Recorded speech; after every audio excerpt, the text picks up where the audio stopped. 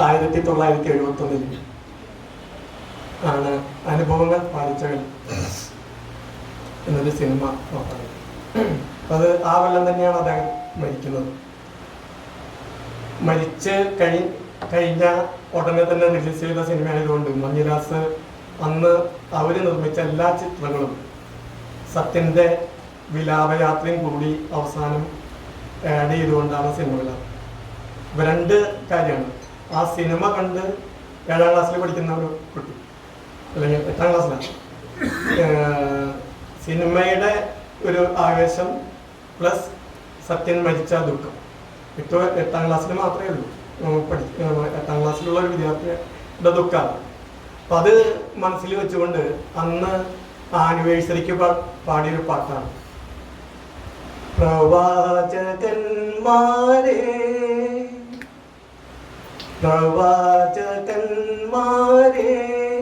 പറയൂ പ്രഭാതമകലയാണോ, പ്രപഞ്ച ശില്പികളെ പറയൂ പ്രകാശമകലയാണോ, ആദിയുഷസ്സിൻ ചുവന്ന മണ്ണിൽ നിന്നായുഗ സംക്രമങ്ങൾ ഇവിടെ ഉയർത്തിയ വിശ്വാസ ഗോപുരങ്ങൾ തകർന്നു വീഴുന്നു, കാറ്റിൽ തകർന്നു വീഴുന്നു. ഈ വഴിത്താരയിലാലംബമില്ലാതെ ഈശ്വരൻ നിൽക്കുന്നു, ധർമ്മനീതികൾ താടി വളർത്തി തപസ്സിരിക്കുന്നു.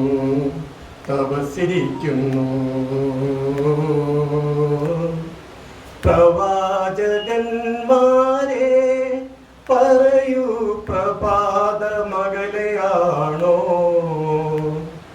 പ്രപഞ്ച ശില്പികളെ പറയൂ പ്രകാശമകലയാണോ. ഈ പാട്ടിലെല്ലാം തകഴിയുണ്ട്, അന്നത്തെ വിപ്ലവ സാഹചര്യങ്ങളുണ്ട്, തകർന്നു വീഴുന്ന വിശ്വാസ ഗോപുരങ്ങളുണ്ട്, ഈശ്വരൻ ഈ വഴിത്താരയിൽ നിരാലംബനായിട്ട് നിൽക്കുന്ന സാഹചര്യമുണ്ട്, ധർമ്മശാസ്ത്രങ്ങൾ താടി വളർത്തി തപസ്സിരിക്കുന്നു എന്നൊക്കെയാണ് വയലാർ എഴുതിയിട്ടുള്ളത്. ദേവരാജന്റെയാണ് സംഗീതം. അനുഭവങ്ങൾ പാലിച്ചകളും ചെമ്മീനും ഏകദേശം ഒരേ കഥാഘടനയാണ്. നിങ്ങൾക്ക് കുറച്ച് കഴിയുമ്പോൾ മനസ്സിലാവും. ഞാനത് വിശദീകരിക്കാൻ വേണ്ടിയിട്ട് തന്നെയാണ് എൻ്റെ ഈ പ്രഭാഷണം. രണ്ടും വളരെ വ്യത്യസ്തമായിട്ടുള്ള കഥാപരിസരമാണ്. ഒന്ന് തൊഴിലാളി സമരങ്ങളും കമ്മ്യൂണിസ്റ്റ് പ്രസ്ഥാനവും ഒക്കെ, രണ്ടാമത് മുക്കുവ സമൂഹം, അരയ സമൂഹം, അതിൽ നിന്ന് വരുന്ന ചെമ്മീൻ. ഇത് രണ്ടും ഏകദേശം ഒരേ കഥാഘടനയാണ്. വാസ്തവത്തിൽ തകഴി കുടുംബ ബന്ധങ്ങളും വ്യക്തിബന്ധങ്ങളും, കുടുംബ പശ്ചാത്തലം, കുടുംബ ബന്ധങ്ങൾ, ഭാര്യ ഭർത്താക്കന്മാർ, കുട്ടികൾ, ബാക്കിയുള്ള വ്യക്തിബന്ധങ്ങൾ, അതിൻ്റെ പശ്ചാത്തലം അതിൽ കഥ നെയ്തിട്ട് അതിൻ്റെ പശ്ചാത്തലത്തിൽ രാഷ്ട്രീയത്തിനെയും സാമൂഹ്യ അവസ്ഥയെയും കൊണ്ടുവരുന്ന ഒരു മഹാകലാകാരനായിരുന്നു തകഴി. അല്ലാതെ രാഷ്ട്രീയം ആദ്യം മുന്നിൽ വെച്ചുകൊണ്ട് അതിന് പറ്റിയ കഥാപാത്രങ്ങൾ സൃഷ്ടിച്ചുകൊണ്ട് കഥ പറയുന്ന ഒരാളായിരുന്നില്ല തകഴി. ഉദാഹരണത്തിന് ഇപ്പോൾ അനുഭവങ്ങൾ പാലിച്ചകൾ. ഈ അനുഭവങ്ങൾ പാലിച്ചകൾ ഒരു ഭാര്യ ഭർത്താവ്. ഭവാനി വളരെ സുന്ദരിയാണ്. ചെല്ലപ്പൻ ഒരു കർത്തട്ടാണ്, സിനിമയിലും കർത്തട്ടാണ്, സത്യനാണ്. കൂടെ ജോലി ചെയ്യുന്ന ഗോപാലൻ കുറച്ചും കൂടി സുന്ദരനാണ്. ചെല്ലപ്പൻ ജോലി ആത്മാർത്ഥമായിട്ട് ചെയ്യുമ്പോൾ ഇടയ്ക്ക് മുങ്ങുന്ന ഗോപാലനെ ന്യായമായിട്ടും സംശയിക്കും. കാരണം ചെല്ലപ്പൻ്റെ കൂടെ തന്നെയാണ്, സന്തത സഹചാരിയാണ് ഗോപാലൻ. ഒരു ദിവസം ജോലിക്ക് വരാതെ ഗോപാലൻ ജോലിക്ക് കൂടെ കാണുന്നില്ലല്ലോ എന്ന് സത്യൻ വിചാരിക്കുമ്പോൾ, ചെല്ലപ്പൻ വിചാരിക്കുമ്പോൾ, അന്ന് രാത്രി വൈകി വീട്ടിലെത്തുമ്പോൾ വളരെ അലസാമതാലസിയായി കിടന്നുറങ്ങുന്ന, സാധാരണ അങ്ങനെയല്ല, ചെല്ലപ്പൻ വരുമ്പോഴേക്കും ഉടനെ വാതിൽ തുറക്കുന്ന ഭവാനിയാണ്, ഷീലയാണ് കഥാപാത്രം. അങ്ങനെയുള്ളൊരു കഥാപാത്രമാണ്. പക്ഷെ അന്ന് വളരെ സുഖമായിട്ട് കണ്ണും തിരുമ്മി വളരെ സാവധാനം വന്ന് വാതിൽ തുറക്കുന്നതാണ്. അപ്പൊ തന്നെ സത്യന്റെ അല്ലെങ്കിൽ ചെല്ലപ്പന്റെ സംശയം, ഞാൻ രണ്ടും കൂടി കണ്ടത് കൊണ്ടാണ് എല്ലാ ഇടകലർന്നു വരുന്നത്. അത് നിങ്ങൾക്കും നല്ലതാണ്, പെട്ടെന്ന് അത് കോറിലേറ്റ് ചെയ്യാൻ പറ്റും, നിങ്ങൾക്കത് മനസ്സിൽ കാണാൻ പറ്റും. അപ്പോ സത്യൻ അന്നും അല്ലെങ്കിൽ ചെല്ലപ്പൻ അന്നേ തൊട്ട് വളരെയധികം സംശയിക്കുന്ന ഒരു ഭാര്യയാണ്. ഈ ആദ്യത്തെ കുട്ടി, ആൺകുട്ടി, കുട്ടപ്പൻ എന്നാണ് കുട്ടിയുടെ പേര്. ഈ കുട്ടി തൻ്റെ കുട്ടിയല്ലാന്ന് പോലും ചെല്ലപ്പൻ സംശയിക്കുന്നുണ്ട്. അത് രണ്ടാമത്തെ കുട്ടി, പെൺകുട്ടി കുമാരി, അത് മാത്രമാണ് എൻ്റെ കുട്ടി. ചെല്ലപ്പൻ കുട്ടപ്പൻ മൂത്ത ആൺകുട്ടി എൻ്റെ കുട്ടിയാണോ എന്ന് പോലും സംശയിച്ച് ആ കുട്ടീനെ അധികം ശ്രദ്ധിക്കുന്നേയില്ല. എന്തെങ്കിലും ദോശയൊക്കെ വാങ്ങിച്ചു കൊടുക്കുക, പണി കഴിഞ്ഞ് വരുമ്പോൾ പലഹാരങ്ങൾ കൊണ്ടുവരിക, ആദ്യം കൊടുക്കുക പെൺകുട്ടിക്കാണ്. അതാണ് എൻ്റെ കുട്ടി എന്നാണ് ചെല്ലപ്പൻ്റെ. ഇത് വാസ്തവത്തിൽ വളരെ എന്താ പറയുക, ഭാര്യ ഭർത്തൃബന്ധത്തിൽ ഈ ഭർത്താവിന് ഉണ്ടാകുന്ന സംശയരോഗം എന്ന് ഞാൻ പറയുന്നില്ല. സംശയരോഗത്തിന്റെ വാസ്തവത്തിലുള്ള പേര് ഡെലൂഷൻ ഓഫ് ഇൻഫെർട്ടിലിറ്റി എന്നാണ്. പരഗമനം സ്ത്രീ നടത്തുകയാണെങ്കിൽ അതിന്റെ പേരാണ് ഡെലൂഷൻ ഓഫ്, അല്ലെങ്കിൽ ആണായാലും പെണ്ണായാലും. അതൊരു മാനസിക സിംറ്റമാണ്, മാനസിക രോഗത്തിന്റെ സിംറ്റമാണ്. ആ ലെവലിലേക്ക് പോയിട്ടില്ലെങ്കിലും അതിന് തൊട്ടു മുമ്പുള്ള സ്റ്റേജ് വരെ എൻ്റെ കുട്ടിയല്ല എന്ന് പോലും വിചാരിച്ച് നടക്കുന്ന ഒരു കഥാപാത്രമാണ് ചെല്ലപ്പൻ എന്ന് പറയുന്ന കഥാപാത്രം.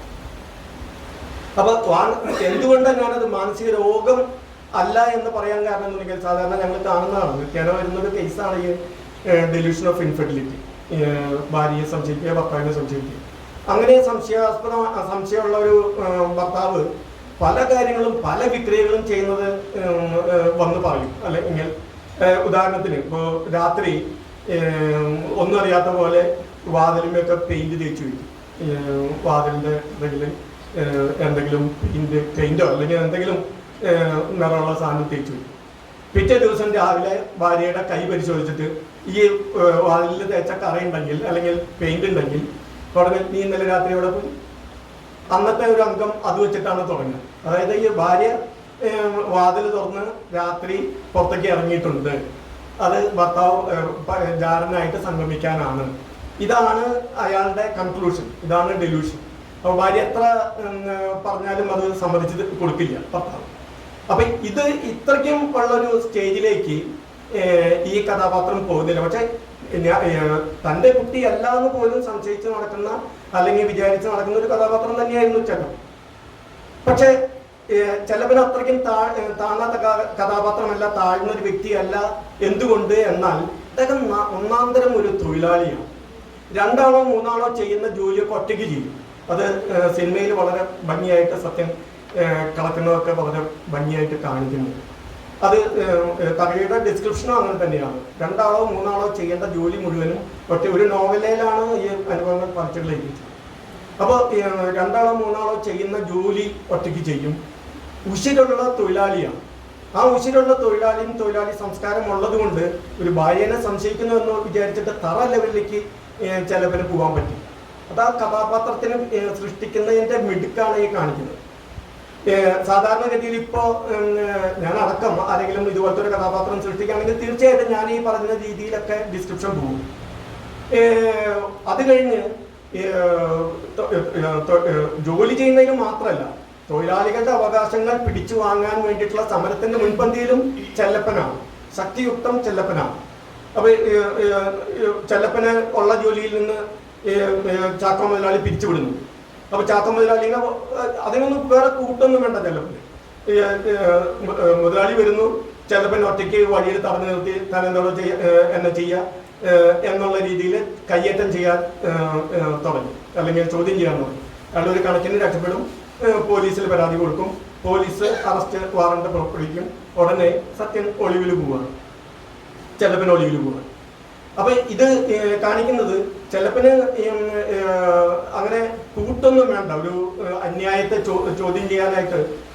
വേറെ കൂടുതൽ സഹായമൊന്നും വേണ്ട. ചോദ്യം ചെയ്യേണ്ട കാര്യമാണെങ്കിൽ ഉടനെ ചോദ്യം ചെയ്യുക എന്നുള്ളൊരു സ്ഥിരം തൊഴിലാളി പ്രവർത്തകനാണ്, തൊഴിലാളി നേതാവാണ്. നേതാവൊന്നും ഇല്ല, അണികളെ കൂട്ടുന്ന പിന്നാലെ നടത്തുന്ന ഒരാളൊന്നല്ല ചെലവ്. ഇത് തന്നെ ഈ ഒളിവില് പോലീസിൽ നിന്ന് ഒളിഞ്ഞു നടക്കാനായിട്ട് പ്രഭാകരൻ എന്നുള്ളൊരു ഒളിനാമം സ്വീകരിച്ചുകൊണ്ട് അന്ന് ഒളിവിൽ പാർട്ടി ഏൽപ്പിച്ചാൽ ഒരു വീട്ടുകാര് ഈ സഖാവിനെ ഏറ്റെടുക്കും. അങ്ങനെ ഒളിവിൽ പ്രഭാകരൻ എന്നുള്ള വ്യാജ പേരിൽ താമസിക്കുമ്പോൾ പോലും അയാൾ ഇടയ്ക്കൊക്കെ ഒന്ന് പുറത്തിറങ്ങുന്നു. അങ്ങനെ പുറത്തിറങ്ങുമ്പോൾ എറണാകുളം ഭാഗത്തുള്ള ഒരു ഫാക്ടറിയിൽ ഒരു പൗലോസ് മുതലാളി, അയാൾ തൊഴിലാളികളോട് അതിക്രൂരമായിട്ട് പെരുമാറുന്ന ഒരു വ്യക്തിയാണ്. ഗുണ്ടകളെ വെച്ചാണ് അയാൾ തല്ലിക്കുക. സമരം നടത്തുക അങ്ങനെ എന്തെങ്കിലും ചെയ്യുമ്പോൾ ഗുണ്ടകൾ ഇറങ്ങി വരും സമരം. അപ്പൊ അങ്ങനെയുള്ള ഇത് കണ്ടിട്ട് ഈ പോലീസിന്റെ മുന്നിൽ വെച്ചുകൊണ്ട് തന്നെ ഇയാള് പോലീസിന്റെ ഒളിഞ്ഞു നടക്കുന്ന ഒരാളാണ്. എങ്കിൽ പോലും ഈ അന്യായം നടക്കുമ്പോൾ ഈ ഗുണ്ടകൾ വന്നൊരു തൊഴിലാളികളെ ആക്രമിക്കുമ്പോൾ ഇയാൾക്ക് പിടിച്ചു നിൽക്കാൻ പറ്റുന്നില്ല.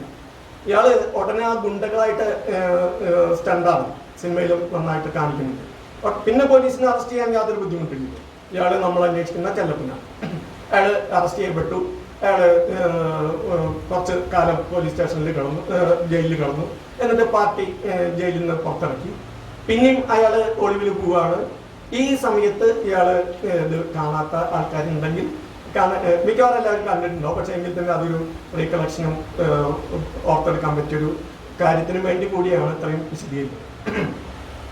അപ്പൊ ഈ വീണ്ടും ജയിലിൽ നിന്ന് പുറത്തിറങ്ങിയതിന് ശേഷം ഇയാള് രാത്രി സ്വന്തം വീട്ടിലേക്കൊന്ന് വരുന്നുണ്ട്. അപ്പോഴാണ് കാണുന്നത് ഗോപാലനായിട്ട് ഭാര്യ പൊറുതി തുടങ്ങി.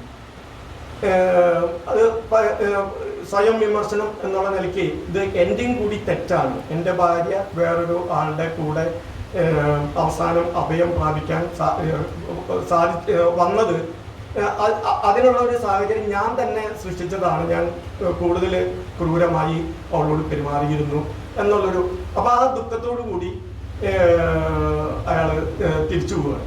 തിരിച്ച് തന്നെയല്ല, ചെല്ലുമ്പോൾ മകൻ പറയാണ് മോള് മഞ്ഞപ്പിത്തം അരീറ്റി മഞ്ഞപ്പിത്തം ബാധിച്ചു മരിച്ചു, അച്ഛൻ നമ്മുടെ കുമാരി പോയി. അപ്പോൾ ആ ശവക്കൊലയിൽ ചെന്ന് ആദ്യമായിട്ട് ഈ ചെല്ലപ്പൻ എന്ന് പറയുന്ന കഥാപാത്രം കരയുന്നത് അപ്പനാണ്. കണ്ണിൽ നിന്ന് വെള്ളം വരുന്നേ ഉള്ളൂ, ഓവർ ആക്ടിങ് ഒന്നുമില്ല. തിരിച്ചു പോവാണ്. പിന്നെ ആ തിരിച്ചുപോക്ക് എന്തൊരു ദൃഢനിശ്ചയത്തിന്റെ പോലെയാണ്. അതായത് ഏറ്റവും ഭൂമിയിൽ ഇനി ഏറ്റവും അടുത്ത ഒരു ബന്ധം എൻ്റെ മകൾ പോയി കഴിഞ്ഞു. ഇനി എനിക്ക് ഭാര്യ വേറൊരാളുടെ കൂടി ആയി. ഇനി എനിക്ക് വേറെ ഒന്നും കാത്തിരിക്കുന്നില്ല, എന്നെ കാത്തിരിക്കുന്നില്ല. എനിക്കിനി ഒന്നും ഈ ഭൂമിയിൽ ഒരു അറ്റാച്ച്മെന്റ് അല്ലെങ്കിൽ ഒന്നുമില്ല. പിന്നെ ഉള്ളൊരു പോക്ക് തന്നെയാണ്. അദ്ദേഹം പോയി ഈ പഴയ സ്ഥലത്തേക്ക് ഒന്നും കൂടി പോകുന്നുണ്ട്. പഴയ സ്ഥലത്തേക്ക് എന്ന് പറഞ്ഞാൽ ഒളിവിൽ താമസിച്ച വീട്ടിലേക്ക്. ആ ഒളിവിൽ താമസിച്ച വീട്ടില് ഒരു പാർവതി എന്ന് പറയുന്ന ഒരു പെൺകുട്ടി ഉണ്ടായിരുന്നു. അപ്പൊ അത് ഞാൻ അതിലേക്ക് കൂടുതൽ വരാം. അപ്പൊ ആ കുട്ടീനെ ഒന്നുകൂടി കാണാം, വീട്ടുകാരോട് യാത്ര പറഞ്ഞ് പോവാമെന്നുള്ള. അപ്പൊ അതൊക്കെ കാണിക്കുന്നത് സത്യനെന്തോ ചെല്ലപ്പനെന്തോ മനസ്സിൽ കരുതിയിട്ടാണ്. യാത്ര പറഞ്ഞ് പോരുമ്പോൾ ഹംസ എന്ന് പറയുന്ന സിനിമയിലൊരു ബഹദൂർ എനിക്ക് തോന്നുന്നു ഞാൻ ആദ്യം കണ്ട ബഹദൂറിനെ അതാണ്.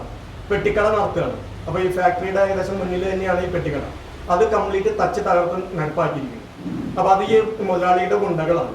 അപ്പൊ അത് ഇയാളോട് വളരെ എന്താ പറയാ, ഒരു അപേക്ഷ പോലെ എന്നല്ല പറയാ, വളരെ ഇങ്ങനെ സംഭവിച്ചു എന്നേ പറയുള്ളൂ. പക്ഷെ അതിൽ നിന്നും ഉച്ചിരി കൊണ്ട് പക മൂലം ചെല്ലപ്പൻ പോകുന്നു. പിറ്റേ ദിവസം ന്യൂസ് ഇതിന്റെ മുതലാളി, ആ ഫാക്ടറി മുതലാളി പൗലോസ് മുതലാളിനെ ആരോ കൊന്നിരിക്കുന്നു. പിന്നെ പോലീസ് വൈകാതെ തന്നെ ചെല്ലപ്പൻ അറസ്റ്റ് ചെയ്യുന്നു. ചെല്ലപ്പൻ കുറ്റം സമ്മതിക്കും കോടതിയിൽ. അതായത് വധശിക്ഷ കിട്ടാവുന്ന കുറ്റമാണ്. ആ വധശിക്ഷയ്ക്ക് ഡിഫെൻഡ് ചെയ്യാതെ, ന്യായീകരിക്കാതെ രക്ഷപ്പെടാൻ വേണ്ടിയിട്ട് വാദിച്ച് നിൽക്കുക. വേണമെങ്കിൽ വാദിക്കാൻ വേണ്ടിയിട്ട് പാർട്ടി തന്നെ വക്കീൽമാരെയൊക്കെ അറേഞ്ച് ചെയ്യും. പക്ഷെ അതിനൊന്നും നിൽക്കാതെ സത്യം തുറന്നു പറയാ, ചെലവൻ തുറന്നു പറയണം ഞാൻ തന്നെയാണ് മുതലാളിനെ കൊണ്ടത്. അത് സ്വതസിദ്ധമായിട്ടുള്ള രീതിയിൽ തന്നെ പറയും, വധശിക്ഷ ഏറ്റുവാങ്ങും.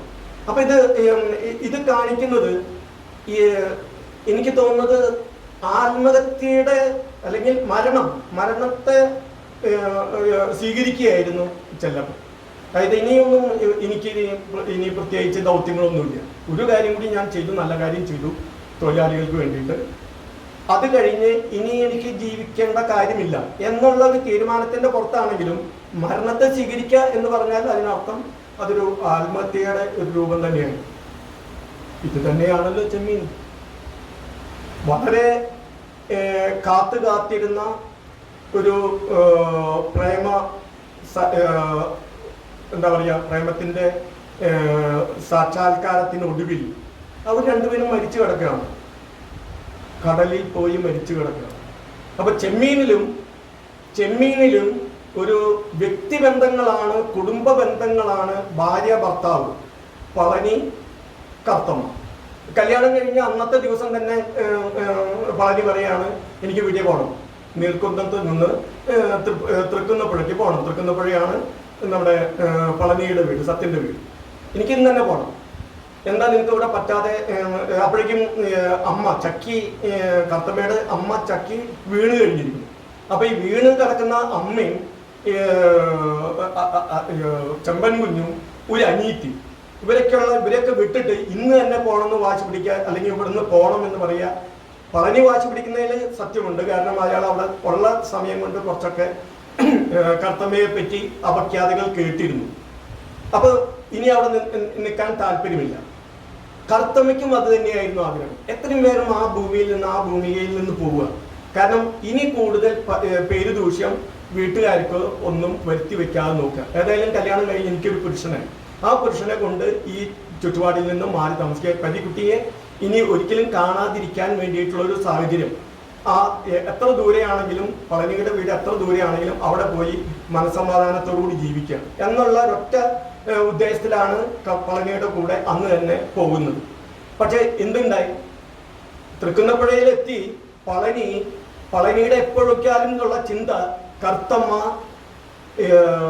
ശരിക്കും ചരിത്രവതിയാണോ? നീ ഒരു കരയ്ക്ക് മുഴുവനും, അതായത് നീർക്കുന്നത്ത് മുഴുവനും പേരുദൂഷ്യം വരുത്തിയ ഒരു പെണ്ണാണ്. അതെന്റെ തലയിൽ കെട്ടിവെക്കുകയല്ലേ ചെയ്തത്. ഇത് ഞാൻ പറയുന്നതല്ല, പളനി വീണ്ടും പറയാണ്, ഇത് ഞാൻ പറയുന്നതല്ല, അവിടുത്തെ ആൾക്കാർ മുഴുവനും, നാട്ടുകാർ മുഴുവനും പറയുന്നതാണ്. ഇത് ഇങ്ങനെ ഉള്ള സംഭാഷണത്തിൽ കൂടെ എപ്പോ നോക്കിയാലും കുത്തി നോവിക്കലായിരുന്നു വാസ്തവത്തില് പളനിയുടെ രീതി.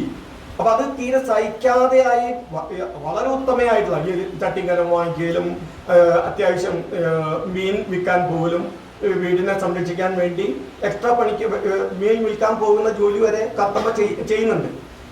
എന്നിട്ട് പോലും പളനിയുടെ മനസ്സിൽ മുഴുവനും പരീക്കുട്ടിയുമായി ഇവൾക്ക് എന്ത് തരം ബന്ധം, എത്രമാത്രം ബന്ധം ഉണ്ടായിരുന്നു എന്നുള്ളതാണ് അയാളുടെ മനസ്സിൽ മുഴുവൻ. ഇതൊക്കെ കഴിഞ്ഞതിന് ശേഷം ഈ അമ്മ മരിക്കുന്നതിന് മുമ്പ് കർത്തമ്മ ചോദിക്കുന്നുണ്ട്, ഞാൻ പോയിട്ട് അമ്മേനെ ഒന്ന് കണ്ടുവരട്ടെ. അപ്പോ പളനി പറയുന്നത് നിനക്ക് പോവാം, പക്ഷെ പിന്നെ ഒരിക്കലും തിരിച്ചു വരണ്ട. ഇതൊക്കെ എന്തുകൊണ്ടാണ് എന്നുണ്ടെങ്കിൽ കർത്തമ്മയ്ക്ക് പരീക്കുട്ടിയെ കാണാനാണ് പ്രധാനമായിട്ടും ആഗ്രഹം. അവിടേക്ക് പോകുന്നതിന്റെ ഉദ്ദേശം അതുകൊണ്ടാണ് അതുകൊണ്ടാണ് അദ്ദേഹം അങ്ങനെ പറയുന്നത്. അപ്പൊ ഇനി അഥവാ പോവുകയാണെങ്കിൽ ഇനി ഇങ്ങോട്ട് തിരിച്ചു വരണ്ട. അപ്പൊ പിന്നെ പോകുന്നില്ല. അവസാനം ചക്കി മരിക്കുമ്പോൾ ആ മരണവാർത്ത അറിയിക്കണം. പക്ഷെ പളനി ഇങ്ങനെ കല്യാണമൊക്കെ കഴിഞ്ഞ് വളരെ ഒരു അഭിപ്രായ വ്യത്യാസം പോലെ ഇങ്ങോട്ട് തിരിച്ചു വന്നത് കൊണ്ട് വേറെ ആരും അവിടെ നിന്ന് പോരാനില്ല, അല്ലെങ്കിൽ ആർക്കും പോരാനായിട്ട് താല്പര്യമില്ല. അപ്പൊ ആ സമയത്ത് ഈ ചക്കിയുടെ മരണവാർത്ത അറിയിക്കാനായിട്ട് വരുന്നത് പരീക്കുട്ടിയാണ്. പരീക്കുട്ടി വരുമ്പോ പളനി കടലിൽ പോയിരിക്കുകയാണ്. അപ്പൊ ഈ വിവരം ആദ്യമായിട്ട് പറയുന്നത് ഈ പളനിയുടെ തന്നെ കൂട്ടുകാരനായിട്ടുള്ള കുമാരനോടാണ്. പളനിയുടെ കൂട്ടുകാരൻ ഉടനെ തന്നെ ചോദിക്കുന്നുണ്ട്, ഈ കഥകളൊക്കെ ഏകദേശം എല്ലാവർക്കും അറിയാം, അപ്പൊ ഇതിന് മുതലാളി തന്നെ എന്തിനാ ഇങ്ങോട്ട് വന്നത്? വേറെ ആരും ഇല്ലേ കരയിൽ ഇത് പറയാൻ വരാനായിട്ട്, ചാക്കാല പറയാൻ? അപ്പോൾ പക്ഷെ അയാൾ അങ്ങനെ കളിയാക്കി പോയി. അത് കഴിഞ്ഞ് വീട്ടിൽ വന്ന് കർത്തമ്മയോട് ഇത് പറയണം. കർത്തമ്മയെന്ന് വിളിക്കും. കർത്തമ്മ പരീക്കുട്ടിയുടെ ശബ്ദമാണെന്ന് മനസ്സിലായപ്പോൾ പുറത്തേക്ക് പോലും വരുന്നില്ല. അതായത് പരീക്കുട്ടിയെ കാണണ്ട, ഇനി അങ്ങനെ ഒരു പെരുദൂഷ്യോ അല്ലെങ്കിൽ പിന്നീട് അതൊരു സംസാരത്തിനിട വരുന്നില്ല, പുറത്തേക്ക് വരുന്നില്ല. അപ്പൊ അമ്മ മരിച്ചു, ചക്കി മരിച്ചു എന്നുള്ള വിവരം പുറത്തു നിന്ന് പറഞ്ഞിട്ട് പരീക്കുട്ടി പോവുകയാണ് ചെയ്യുന്നത്. കരച്ചിലും ബഹളമായി. പളനി വന്നപ്പോൾ കർത്തമ്മ പറയുന്നു അമ്മ പോയി, അപ്പൊ എനിക്ക് വീട്ടിൽ പോകണം. അത് ആ വിവരമല്ല ഇയാളെ കോപിപ്പിക്കുന്നത്. ഇത് പറയാൻ പരീക്കുട്ടി തന്നെയല്ലേ വന്നത്, നിന്റെ ആള് തന്നെയല്ലേ വന്നത് എന്ന് പറഞ്ഞിട്ട് വീണ്ടും കർത്തമ്മയെ ക്രൂശിക്കുകയാണ് ചെയ്തത്. കാരണം ഈ കുമാരു വിവരം പന്നിയോട് പറഞ്ഞിരുന്നു. അപ്പൊ അതിന്റെ പേരിൽ കുറെ പണി കേട്ടു. പിന്നെയുള്ള രംഗങ്ങളെല്ലാം പെട്ടെന്ന് നടക്കുന്നതാണ്. കൂട്ടുകാരൊക്കെ ഒറ്റപ്പെടുത്തി. കൂട്ടുകാരൊക്കെ ഈ സാമൂഹ്യ വിശ്വാസമുണ്ടല്ലോ, ഈ അന്ധവിശ്വാസമുണ്ടല്ലോ, അതായത് കരയിലിരിക്കുന്ന പെണ്ണ് ശുദ്ധിയും വൃത്തിയും ഉള്ള ആളായിരിക്കണം അരയൻ കടലിൽ പോയാൽ. അപ്പോൾ അത് മനസ്സിൽ വെച്ചുകൊണ്ട് എന്തായാലും കുടിലിരിക്കുന്ന കർത്തമ്മ പേരുദൂഷ്യം വരുത്തിയ ആളാണ്, ശുദ്ധിയില്ലാത്തവളാണ്. ഇപ്പോൾ പോലും പരീക്കുട്ടി വന്നു, പണ്ടത്തെ കാമുകം വന്നു, പണ്ടത്തെ മുതലാളി വന്നു എന്നുള്ളത് കരയിൽ പാട്ടായിപ്പോൾ കടലിൽ പോയാൽ കൂട്ടുകാർ പോലും ചിലപ്പോൾ പളനിയോടൊപ്പം അപകടത്തിലാവും, കടലമ്മ വീഴുന്നു. അപ്പൊ അതുകൊണ്ട് കൂട്ടുകാരൊക്കെ പളനിയുടെ കൂടെ കടലിൽ പോകാൻ വിമുഖത കാണിച്ചു തുടങ്ങി. അവരൊക്കെ പളനിയെ ഒറ്റപ്പെടുത്തി. ഞങ്ങളെയും കൂടി കൊണ്ട് കൊല്ലിക്കല്ലേ, കടലിൽ പോയി കൊല്ലിക്കല്ലേ എന്ന് അവന് തന്നെ റിക്വസ്റ്റ് ചെയ്യാണ്. അപ്പൊ പളനി ഉറപ്പായിട്ടും പറയാണ്, ഇനി നിങ്ങൾ എൻ്റെ കൂടെ വരണ്ട, ഞാൻ ഒറ്റയ്ക്ക് തന്നെ ചെയ്തോളാം. അങ്ങനെ ഈ വാശിയോട് കൂടിയാണ് കടലിലേക്ക് അവസാനം പോകുന്നത്. ആ സമയത്താണ് വീണ്ടും അവസാനം പാരമ്യത്തിൽ പരീക്കുട്ടി വരുന്നതും രാത്രി ഇറങ്ങി പോകുന്നതും. പിറ്റേ ദിവസം പഞ്ചമി നോക്കുമ്പോൾ, അനീറ്റി നോക്കുമ്പോൾ പഞ്ചമി ഇവിടെ ഇരിക്കുന്നുണ്ട് അല്ലേ?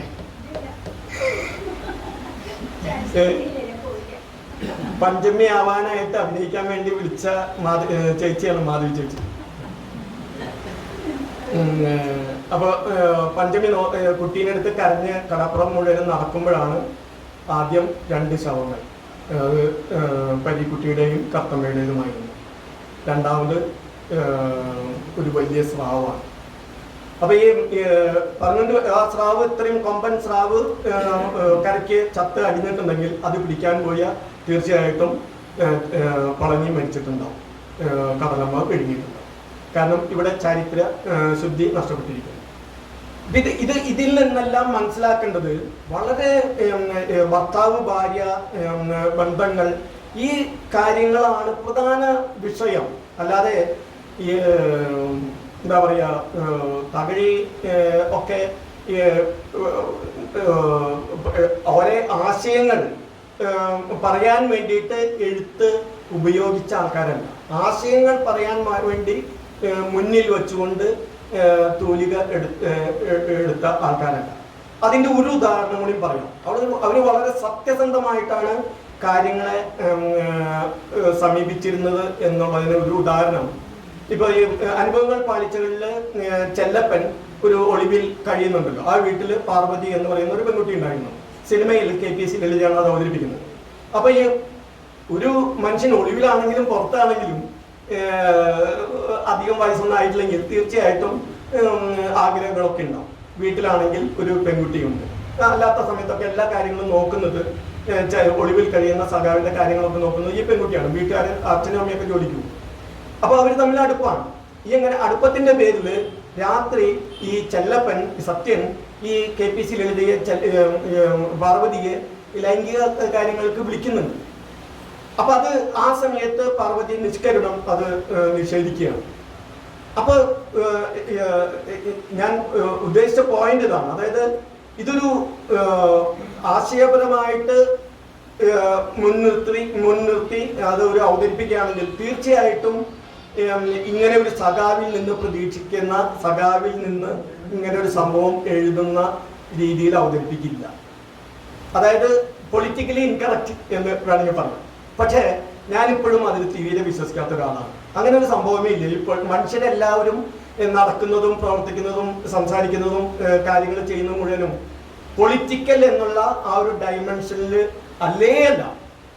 മനുഷ്യരെല്ലാം ചിന്തിക്കുന്നതും വികാരം കൊള്ളുന്നതും സംസാരിക്കുന്നതും മറ്റുള്ളവരായിട്ട് ബന്ധപ്പെടുന്നതും സംസാരിക്കുന്നതും ഇമോഷണലി റിലേറ്റ് ചെയ്യുന്നതും എല്ലാം മനുഷ്യന്റെ മനസ്സാണ്. മനസ്സിന് വളരെയധികം കാര്യങ്ങൾ ഇതൊക്കെയാണ്. ചിന്ത, വികാരങ്ങൾ, ഓർമ്മ, കഴിഞ്ഞകാല അനുഭവങ്ങൾ, ഈ കാര്യങ്ങളിൽ കൂടിയാണ് മനുഷ്യൻ നിത്യേന വ്യവഹരിക്കുന്നത്. അല്ലാതെ ഒരു വേറെ തത്വശാസ്ത്രങ്ങളൊന്നും മനസ്സിൽ വെച്ചുകൊണ്ടല്ല ഒരു മനുഷ്യൻ നടക്കുന്നത്. അപ്പൊ സൈക്കോളജിക്കൽ കറക്റ്റ്നെസ്.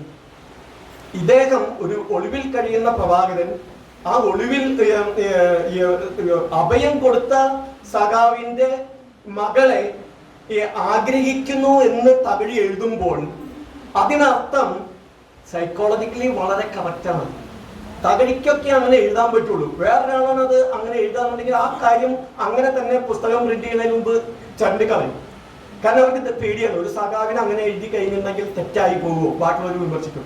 എന്നിട്ട് പോലും തകഴിയുടെയും എല്ലാ വിദേശ ഭാഷകളിലും മിക്കവാറും 26 വിദേശ ഭാഷകളിലും ട്രാൻസ്ലേറ്റ് ചെയ്തിട്ടുള്ള ഒരു കൃതിയാണ് ചെമ്മീൻ. അപ്പൊ എന്റെ ചെമ്മീന്റെ കഥ എന്ന് പറഞ്ഞിട്ട് 1995 അതായത് DC ബുക്സിന്റെ ഫസ്റ്റ് എഡിഷനിൽ എന്റെ ചെമ്മീന്റെ കഥ എന്ന് പറഞ്ഞിട്ട് തകഴി തന്നെ എഴുതുന്നുണ്ട്. അതായത് തകഴി, കേശവദേവ് അടക്കം പിന്നീട് വളരെയധികം മാറി. അത് ഈ ആമുഖത്തിൽ ഈ എന്റെ ചെമ്മീന്റെ കഥ 1995 DC ബുക്സിന്റെ ആദ്യ ചെമ്മീൻ പതിപ്പില് 2 പേജുള്ള ഒരു ആമുഖത്തില് തകഴി തന്നെ എഴുതുന്നതാണ്. അന്ന് ഞാൻ ഇനി പറയുന്നത് ആ ബുക്കിൽ നിന്ന് അദ്ദേഹത്തിന്റെ വരികളാണ്. അന്ന് കാലത്ത് ഞാനും ദേവും കഥാപാത്രങ്ങളൊക്കെ അത്യാവശ്യം വർഗ രീതിയിൽ സമീപിച്ചിരുന്നു. അങ്ങനെയൊക്കെയുള്ള കഥകളൊക്കെ എഴുതിയിരുന്നു. പക്ഷെ അന്ന് വളരെയധികം വിമർശനങ്ങളും, അതായത് പുരോഗമന ആശയം കൈകാര്യം ചെയ്യുമ്പോഴുണ്ടാവേണ്ട രൂപഭദ്രതയിൽ തട്ടി തകർന്ന് ഞങ്ങൾക്ക് വളരെയധികം വിമർശനങ്ങൾ ഏൽക്കേണ്ടി വന്നു. അതായത് പുരോഗമന സാഹിത്യം എഴുതുമ്പോൾ തന്നെ വളരെയധികം രൂപഭദ്രത നോക്കിയിട്ട് വളരെയധികം വിമർശനങ്ങൾ ഉണ്ടായി. അപ്പൊ തന്നെ കേശവദേവിനൊക്കെ എതിരെ വളരെയധികം കൂക്കുവിളികളും, എവിടെയൊക്കെ പ്രസംഗിക്കാൻ പോകുമ്പോഴും എല്ലാവരും കൂക്കുവിളികളും അട്ടഹാസങ്ങളും ഒക്കെ ആയിട്ട് മാറി. അദ്ദേഹം പിന്നീട് ഒരു കേസ് തർക്കത്തിൽ ഒരു ഭൂമി കേസാണ്. ആ ഭൂമി വാങ്ങിക്കേണ്ട കേസ് വന്നപ്പോൾ അദ്ദേഹത്തിന് ആ ഭൂമി കിട്ടുന്നതിന് വേണ്ടി, ഭൂമി വാദിച്ച് എടുക്കുന്നതിന് കുറച്ച് സ്വത്തും ഭൂമിയും കൂടി കൈവശം വന്നപ്പോൾ പുത്തൻ പള്ളിയോ അങ്ങനെ ഒരു സ്ഥലത്ത് ഈ ഭൂവുടമയും കൂടി ആയപ്പോൾ ദേവ് കുറച്ച് സെന്റ് ഭൂ ഉടമയും കൂടി ആയപ്പോൾ പിന്നെ പറയാനില്ല. എല്ലാവരും കൂടി ഇയാളെ എന്താ പറയാ ഒരു ഭൂവുടമ ജന്മി പോലെയാക്കി. ഇതൊക്കെയാണ് അവസാനം തകഴി സ്വയം വിലയിരുത്തുന്ന, അല്ലെങ്കിൽ ദേവിനും തകഴിനെയും സ്വയം പറയുന്നത്. അതായത് ഞങ്ങളുടെ നിത്യ ശത്രുക്കളായി മാറി അതുവരെ വിശ്വസിച്ച് കൂടെ നടന്നിരുന്ന ആൾക്കാരെല്ലാം എന്നാണ് ഞങ്ങളെ കുരിശിൽ കയറ്റി എന്നാണ് പറയുന്നത്. പിന്നെ എനിക്ക് യാതൊരു മനസ്താപമില്ല. അതായത് 1995 എഴുതുമ്പോൾ അദ്ദേഹം പിന്നീട് എഴുതുന്നത്, എനിക്ക് അതിൽ യാതൊരു മനസ്താപമില്ല. അന്നത്തെ കാര്യങ്ങളെ പറ്റിയിട്ട് ആലോചിക്കുമ്പോൾ എനിക്ക് ചിരി വരികയാണ് ചെയ്യുന്നത്. എന്ത് അർത്ഥമില്ലാത്ത കാര്യങ്ങളാണ്. സാഹിത്യം കൈകാര്യം ചെയ്യുന്നു, ആ സാഹിത്യത്തിൽ ഞങ്ങൾക്ക് കഥാപാത്രങ്ങൾക്കനുസരിച്ച് ഞങ്ങൾ എഴുതുന്നു.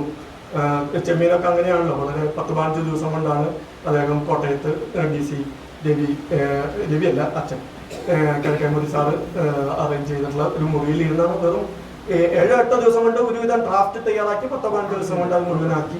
അങ്ങനെയാണ് ആ ചരിത്രം. അപ്പൊ ഇത്രയും പറയാൻ കാരണം, സാധാരണഗതിയിൽ പുരോഗമന ഒരു ആശയപരമായിട്ടുള്ള കാര്യങ്ങളുടെ വക്താക്കൾ എന്നുള്ള നിലയ്ക്കാണ് തകഴിയെയും കേശവദേവിനെയൊക്കെ നമ്മൾ മുൻനിർത്തി സംസാരിക്കുക. തീർച്ചയായിട്ടും അന്നത്തെ അവരുടെ കൃതികളിലെല്ലാം അതും നന്നായി വന്നിരുന്നു.